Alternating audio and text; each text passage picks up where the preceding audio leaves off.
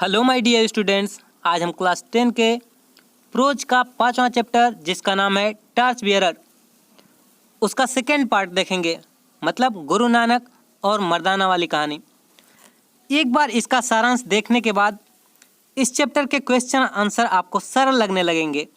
तो चलिए आगे देखते हैं। गुरु नानक के विषय में एक कहानी कही जाती है। अपनी यात्रा के समय में वे एक गांव में आए। उनके अतिरिक्त उनका एक शिष्य मर्दाना भी उनके साथ गांव में पहुंचा। वे उस गांव में रात के समय ठहरना चाहते थे, किंतु गांव के लोग इतने असभ्य और अशिष्ट थे कि वे उन्हें गांव में किसी भी जगह ठहराने को तैयार न हुए। इसलिए गुरु नानक और मर्दाना को रात खुले में व्यतीत करनी पड़ी। जैसे ही वे उस गांव से चले गए, गुरु नानक बोले, मैं प्रार्थना करता हूँ कि इस गांव के व्यक्ति इसी गांव में बसे रहें। इस पर मर्दाना को कुछ अचंभा हुआ, किंतु उसने कुछ कहा नहीं। दूसरी रात जब वे एक दूसरे गांव में पहुंचे, जहां पर उनका स्वागत बहुत ही अलग तरीके से हुआ।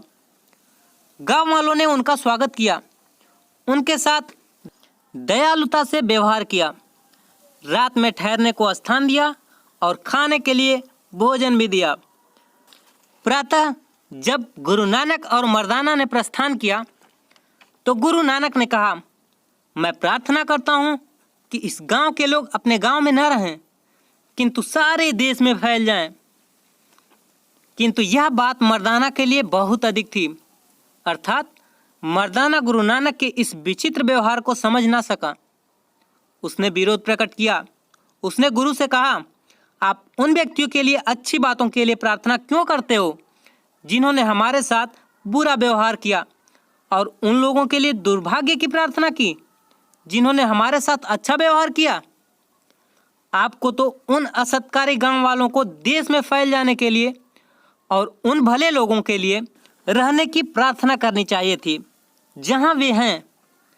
गुरु नानक ने उत्तर दिया, नहीं, उन अशिष्ट और स्वार्थी लोगों के लिए एक ही स्थान पर रहना कहीं अधिक अच्छा है, ताकि वे केवल एक ही स्थान पर हानि पहुंचाते रहें। यदि वे दूसरे स्थानों पर गए तो पूरे देश में उनका बुरा प्रभाव फैलेगा। अब ये अच्छे लोग जिनके साथ हम पिछली रात ठहरे थे, वे इतने अच्छे हैं कि उन्हें एक ही स्थान पर नहीं छोड़ा जा सकता। उनके पास कुछ ऐसी विशेषता है, ऐसे गुण हैं जिसकी हर जगह आवश्यकता पड़ती है। उनका प्रभाव और चरित्र वे चाहे जहां भी जाएं, दूसरों के लिए लाभदायक होगा। अतः उन्हें फैल जाना चाहिए, जिससे कि वे अपने सारे गुण दूसरे स्थानों तक ले जा सकें। अब हमें यह देखना होगा कि हम ऐसे नागरिक बने कि लोग सब जगह हमारे चरित्र और प्रभाव के प्रकाश की आवश्यकता समझें। हम इस प्रकार का चरित्र नहीं चाहते कि लोग यह चाहें कि हम एक ही स्थान पर बने रहें और दूसरों के साथ घुले मिले नहीं। यदि हमें अच्छे नागरिक बनना है जो अपने देश की सेवा करें, तो हमें अपने साथ जहाँ कहीं भी जाएं प्रकाश ले जाना चाहिए, अंधेरा नहीं। दूसरों पर हमारा अच्छा प्रकाश पड़ना चाहिए, बुराई के लिए नहीं। हमारा जीवन ऐसा होना चाहिए कि जहाँ कहीं भी जाएं और रहें, दूसरे व्यक्ति हमारे साथ के कारण और अधिक गुणवान बन सकें। एक अच्छा नागरिक प्रकाश का केंद्र होता है, चाहे वह जहाँ कहीं भी रहे और कुछ भी करें। किसी देश में जितनी अधिक संख्या अच्छे नागरिकों की होगी, उतना ही वह देश अधिक गौरवशाली होगा। हम सभी अपने देश के नागरिक हैं अथवा होंगे, परंतु हमें निर्णय करना होगा कि हम अच्छे नागरिक बनने जा रहे हैं अथवा बुरे। हमें निर्णय करना होगा कि हम ऐसे नागरिक जीवन जिएं जिससे हमारा देश हमारे जीवन और कार्य से अधिक अच्छा हो या बुरा। हमें यह विचार करने का प्रयत्न करना चाहिए कि हमारा देश कैसा बनेगा। यदि प्रत्येक व्यक्ति वैसा ही जीवन जिए और आचरण करे जैसा हम करते हैं, एक जंजीर उतनी ही मजबूत होती है जितनी कि उसकी सबसे कमजोर कड़ी। हम में से प्रत्येक देश रूपी जंजीर की कड़ी है। यदि हम दुर्बल और निर्धन नागरिक होंगे तो हमारे देश को हानि होगी। चाहे हम इस झूठे विचार से अपने आप को सांत्वना देने की कोशिश करते रहें कि इससे कोई अंतर नहीं पड़ता कि एक आदमी एक विशाल देश में क्या करता है जहां बहुत से लोग रहते हैं, किंतु यदि एक मोमबत्ती बुझ जाती है तब उस स्थान पर प्रकाश के बदले में अंधकार हो जाता है। जब सभी मोमबत्तियां चमक से जलेंगी तभी सारा घर प्रकाश से भरा होगा। इसलिए हम में से प्रत्येक का उत्तरदायित्व यह है कि हम एक अच्छे नागरिक बने। हमें देखना चाहिए कि जंजीर में हमारी अपनी कड़ी कमजोर तो नहीं है। जब 1948 ईस्वी में लंदन में ओलंपिक खेलों का आयोजन हुआ तो एक ज्योति यूनान से, जहां पर ओलंपिक खेल एक बहुत पुराने समय से आयोजित किए जाते रहे थे, लंदन के लिए ले जाई जानी थी। वह ज्योति दौड़ने वालों की एक लंबी कतार द्वारा संपूर्ण यूरोप से होकर ले जाई जानी थी।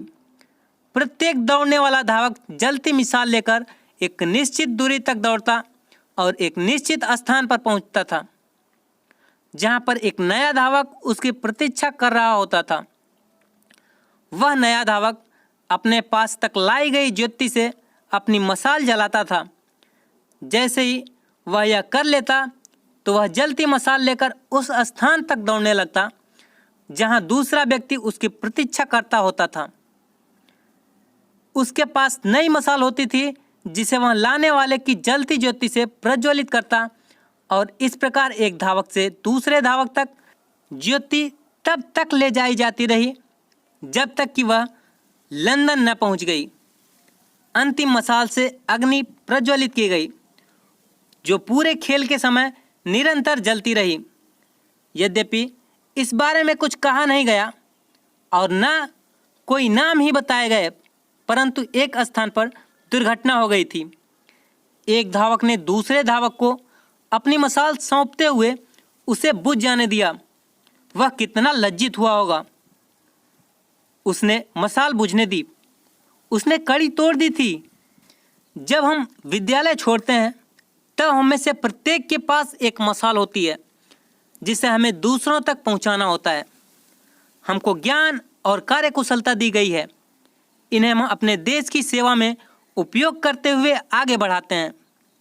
यदि हम इनका उपयोग नहीं करेंगे तो उसका अर्थ यह है कि हम ज्योति को बुझने देते हैं और हम में से कोई ऐसा करना नहीं चाहता।